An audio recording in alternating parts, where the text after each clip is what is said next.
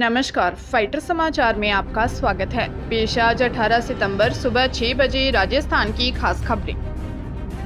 प्रदेश में mission repeat का लक्ष्य लेकर चल रही कांग्रेस पार्टी इस बार टिकट वितरण में किसी भी तरह की रियायत बरतने के मूड में नहीं दिख रही। हालांकि गहलोत सरकार की योजनाओं के दम पर कांग्रेस नेताओं का मानना है कि एंटी इनकम्बेंसी इस बार नहीं है, लेकिन विधानसभा सीट वार अब तक कराए गए 5 सर्वे में 80 सीटों की रिपोर्ट नेगेटिव आई है।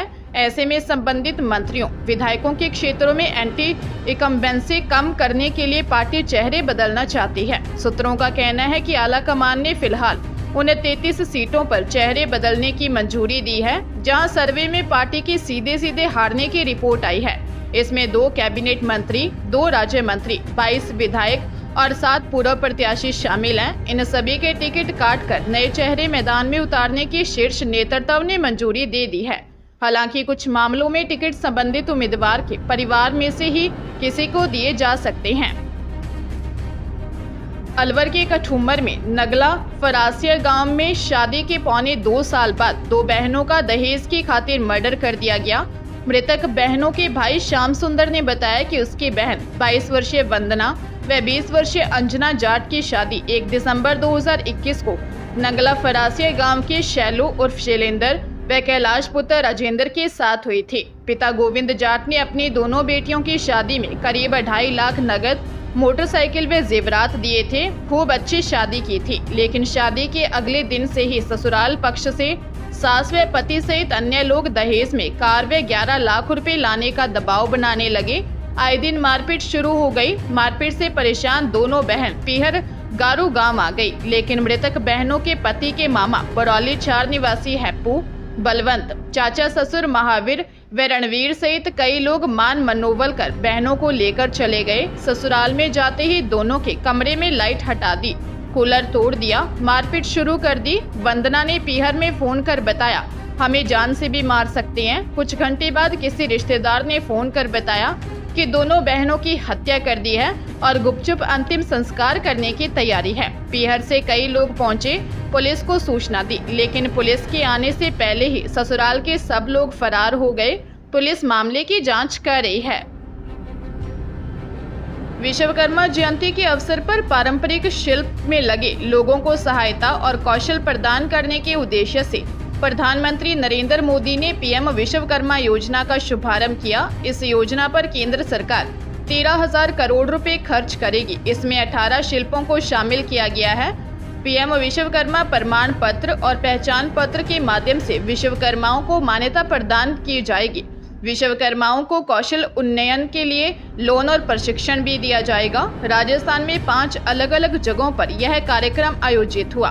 प्रधानमंत्री नरेंद्र मोदी ने विश्वकर्मा जयंती के अवसर पर नई दिल्ली के द्वारका स्थित India international convention and expo centre से योजना की शुरुआत की। प्रधानमंत्री ने कहा, इससे पारंपरिक शिल्प में लगे लोगों को सहायता मिल सकेगी।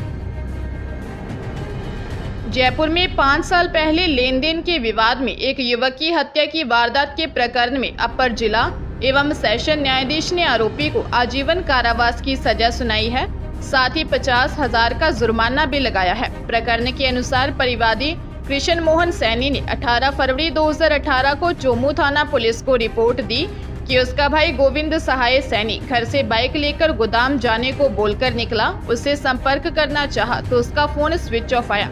इसके अगले दिन उसके भाई की लाश सलोनी सिटी से बरामद हुई। घटनाक्रम के बाद परिवादी ने आरोपी रवि योगी निवासी जोगियों का मोहल्ला के खिलाफ हत्या करने का प्रकरण दर्ज करवाया था। इस प्रकरण में पुलिस ने जांच के बाद कोर्ट में चालान पेश किया। राजस्थान समेत देश भर में 27,000 से ज्यादा पदों पर भर्तियां निकली हैं, जिसके लिए 10वीं पास से लेकर ग्रेजुएट उम्मीदवार अप्लाई कर सकेंगे। इन भर्तियों में उम्मीदवारों का selection interview, written test, physical test, practical और स्किल टेस्ट के आधार पर किया जाएगा, जिसमें सिलेक्ट होने पर उन्हें हर महीने 9,000 से लेकर 1,70,500 रुपए तक सैलरी दी जाएगी। इनमें रक्षा अनुसंधान और विकास संगठन में 204, राष्ट्रीय कृषि और ग्रामीण विकास बैंक में 150, जयपुर रेलवे में 54, टीचर्स के 20,000, स्टेट बैंक ऑफ इंडिया में 8,160, oil and natural gas corporation limited में 2500, इंडियन नेवी में 360, controller and auditor general of India में 1773, राजस्थान में ऑफिसर्स के 72 और कांस्टेबल, जेल वार्डन और फायरमैन के 3359 पदों पर भर्तियां की जाएंगी।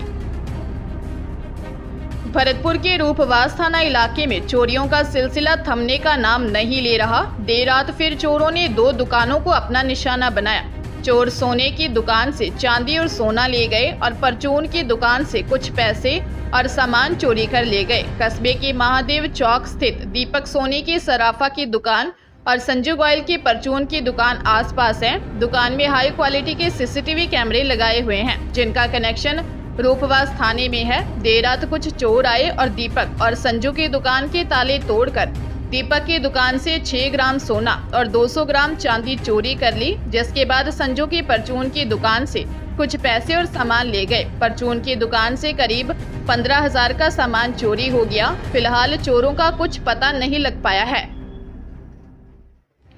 राजस्थान में एक बार फिर मानसून एक्टिव हो गया है। बीते 3 दिन से राजस्थान के अलग अलग जिलों में हो रही तेज बारिश से प्रदेश के 5 बड़े बांध ओवरफ्लो हो गए हैं। वहीं 10 से ज्यादा जिलों में फसलें चौपट हो गई हैं। इधर मौसम विभाग ने 6 जिलों में भारी से अति भारी बारिश की चेतावनी जारी करते हुए रेड और ऑरेंज अलर्ट जारी किया है। बंगाल की खाड़ी से आए वेदर सिस्टम के कारण बीते 24 घंटे में 29 जिलों में बारिश हुई। इनमें से 8 ऐसे जिले हैं जहां 2 से 4 इंच या उससे ज्यादा पानी बरसा। तेज बारिश के कारण नदियों और बांधों में जलस्तर बढ़ने से माही बजाज, जवाई, काली सिंध, सोम कमला और कोटा बैराज के गेट खोलकर पानी की निकासी की गई है।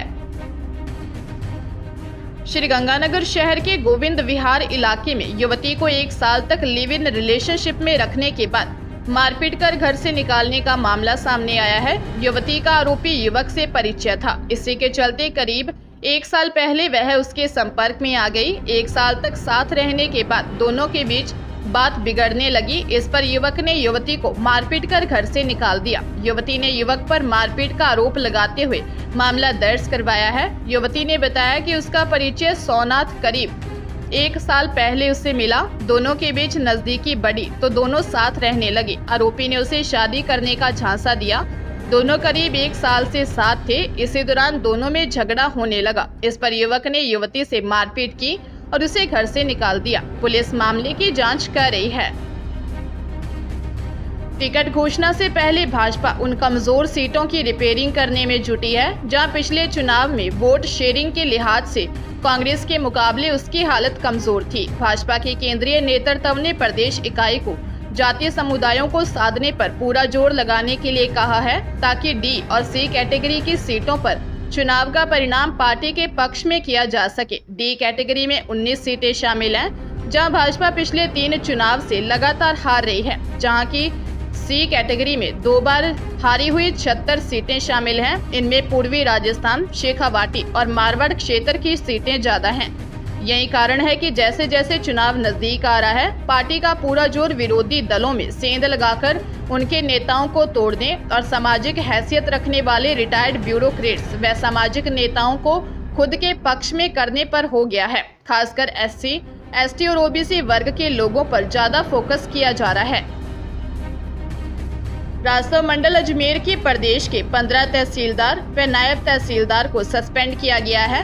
8 को राज्य राजस्व ने सीधे सस्पेंड कर दिया। वहीं 7 के लिए जिला कलेक्टर को लिखा गया है। राजस्व मंडल प्रशासन ने Ashish Kumar Sharma highway Jaipur, Shiv Singh Shekhawat PTS Debari Udaipur, Rahul Ajmer APO, Shaitan Singh Balotra, Ranjit Yadav हुरडा भीलवाड़ा, रामजीलाल गुर्जर कोटड़ी, प्रकाश कुमार पटेल जैतपुर पाली और दीपिका कटारा गन्नौड़ा बांसवाड़ा को मंडल प्रशासन ने तत्काल प्रभाव से निलंबित कर दिया है। सभी का मुख्यालय राजस्व मंडल रखा है।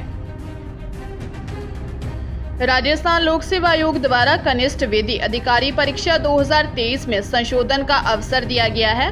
19 सितंबर से 28 सितंबर तक अभ्यर्थी का नाम, पिता का नाम, फोटो, जन्म तिथि व जेंडर के अतिरिक्त अन्य संशोधन ऑनलाइन किए जा सकेंगे। आयोग सचिव रामनिवास मेहता ने बताया कि परीक्षा का आयोजन 4 व 5 नवंबर 2023 को किया जाना प्रस्तावित है। परीक्षा के लिए जारी विज्ञापन में उल्लेखित शर्तों के अनुसार संबंधित परीक्षा के आवेदन पत्र में संशोधन का अवसर दिया जा रहा है। ऑनलाइन संशोधन का अवसर अभ्यर्थियों के हितार्थ सुविधा मात्र है। परीक्षा के लिए जारी विज्ञापन में उल्लेखित पात्रता की शर्तों के अनुरूप ही संशोधन मान्य होंगे। विज्ञापन की शर्तें पूर्वानुसार ही रहेंगी। ऑफलाइन संशोधन स्वीकार नहीं किए जाएंगे।